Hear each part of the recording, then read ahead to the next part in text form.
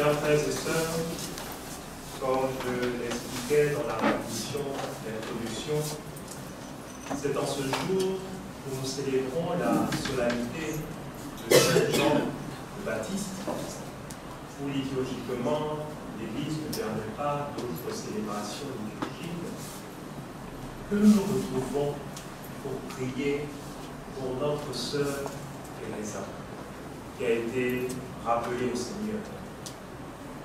Coïncidence?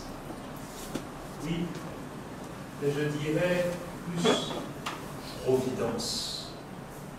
Car d'une certaine manière, le Seigneur nous offre ainsi l'opportunité de voir comment se réalise dans notre vie ce que Saint José Maria écrivait dans Chemin, où il nous disait: pour eux, la mort c'est la fin. Pour nous, la mort, la vie. Nous stimule, nous encourage. Et Teresa nous permet de le voir aujourd'hui. Et le Seigneur le veut au cours de cette Eucharistie. Et tous les textes liturgiques prévus, eh bien, nous parlent de cette réalité. Face à ces questions que nous nous posons du pourquoi cela arrive, eh bien, pour les personnes de foi que nous sommes, eh bien, nous avons la réponse. Et la première lecture dans le livre d'Isaïe nous le dit, lorsque Isaïe dit: j'étais encore dans le sein maternel quand le Seigneur m'a appelé. J'étais encore dans les entrailles de ma mère quand il a prononcé mon nom. Cela, c'était vrai pour le prophète Isaïe.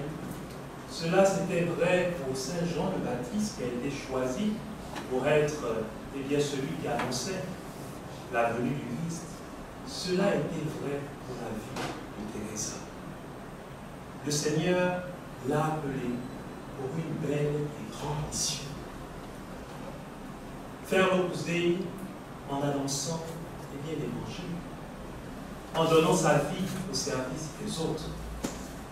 Et le Seigneur eh bien, fait fructifier cet don.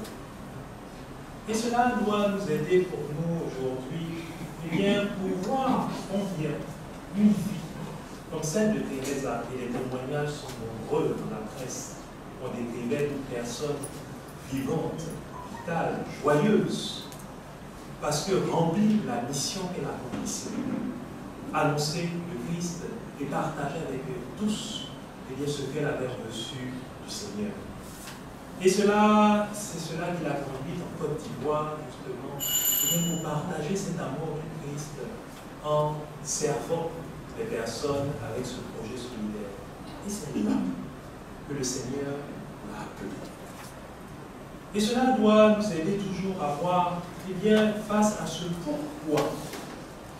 pourquoi le psalmiste nous dit: tu me scrutes, Seigneur, et tu sais quand je m'assois, quand je me lève, de très loin tu pénètres mes pensées, tous mes chemins te sont familiers.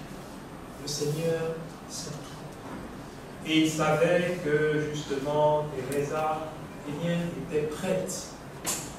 Et il l'a appelé comme don à la Côte d'Ivoire et à toutes celles qui sont venues avec elle pour montrer combien, lorsqu'on sait servir le Seigneur, eh bien, on est toujours prêt à l'accueillir. Mais évidemment, pour nous qui sommes ici, cela est douloureux. C'est douloureux et cette douleur ne doit pas nous enlever la foi ni l'espérance. Parce que si nous savons accepter la volonté de Dieu, eh bien cette volonté de Dieu fait toujours le bien. Et c'est cela l'évangile du jour. L'évangile du jour où justement, eh bien, il y avait ce choix du nom. Ce choix du nom de l'enfant qui était né de Zacharie. Et tout le monde voulait l'appeler autrement. Et Élisabeth, convaincue de la volonté de Dieu, a su dire son nom en Jean. Et lorsque Zacharie l'a confirmé, justement, eh bien, sa langue s'est déliée. La volonté de Dieu. Et c'est cela qui doit nous animer aujourd'hui, où le grand groupe partira, savoir accepter cette volonté de Dieu dans la douleur et dans la foi. dans la foi parce que nous savons que le Seigneur, tout ce que le Seigneur fait est merveilleux. Et c'est pour cela Saint José Maria, qui était convaincu de cette réalité, qui écrivait dans le chemin, cela peut nous aider au cours de cette célébration eucharistique.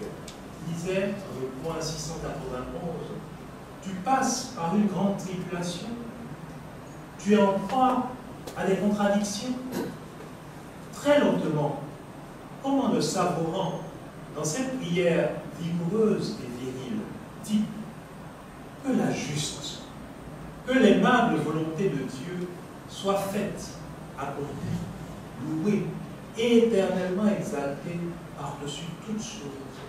Amen. Amen.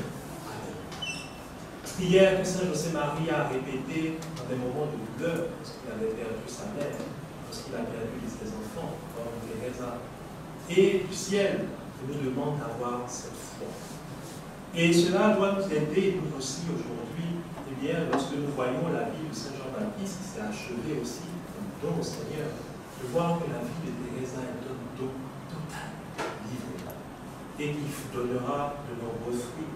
Et à la fois avoir cette confiance au Seigneur qui nous stimule et nous aide à dire, et moi, suis-je prêt, suis-je prête, comme Teresa, pour accueillir la volonté de Dieu. Et en cela, toujours, cela nous aidera effectivement à allumer notre générosité, comme Teresa, qui a toujours été très généreuse jusqu'au bout, qui donnait toute sa vie, qui a donné sa vie au service des autres et l'a livrée au Seigneur. Et bien cela doit nous aider à avoir cette confiance et nous aider à prier au cours de cette Eucharistie. Lorsque nous recevons le Seigneur, pour lui dire, Seigneur, tu nous donnes la vie.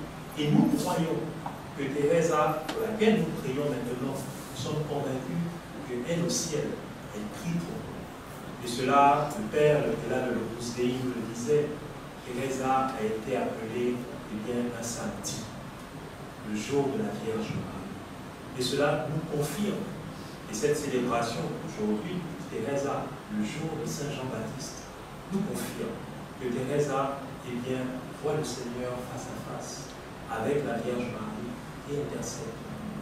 Et cela doit être toujours pour moi un réconfort, une stimulation, pour aller toujours de l'avant, pour demeurer avec le Père, le Fils et le Saint-Esprit, maintenant et pour les siècles des siècles. Amen.